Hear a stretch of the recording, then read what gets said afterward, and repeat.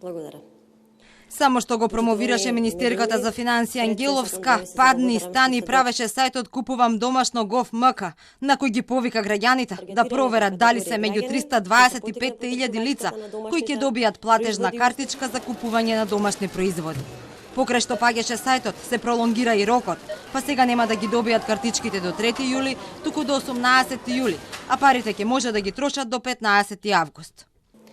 Со овие средства ќе се поддржат таргетираните категории граѓани, ќе се потикне потрошувачката на домашните производи и услуги и преку вбрезгување на овие средства ќе се потикне економската активност. Картичките ги работат 9 банки, а граѓаните на сајтот преку впишување на матичниот број ќе може да се информираат кога ќе ја добијат картичката и дали дома или од банка. На списокот се речиси 114.000 активни невработени социјалци кои ќе добијат по 9.000 денари. Треба да немаат приход поголем од 60.000 денари во првите 4 месеци од годинава. По 3.000 денари ќе добијат над 117.000 вработени лица со приход помал од 15.000 денари месечно.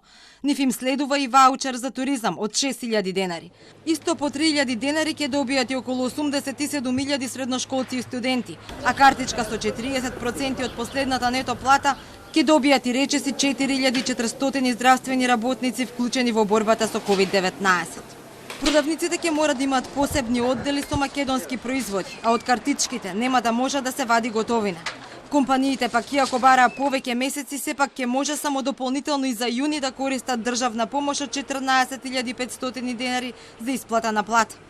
Првиот месец беа исплатени околу 30 милиони евра, вториот месец ќе биде околу 30, нешто под 30, затоа што всушност 1000 компании помалку аплицирале, додека 18.000 се преклопуваат во првиот и вториот месец, а има дел нови компании кои што пак аплицирале, тоа се 2500 само за вториот месец да добијат поддршка.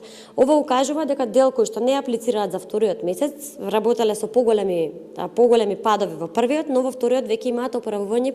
Ангеловска смета дека има опоравување кај дел од компаниите, но дополнително ќе проверува зошто на 21.000 работници во земјава не им е исплатена априлската плата и зошто 5.000 компании воопшто не поднеле пресметки за плата, податок кој го објави Управата за јавни приходи.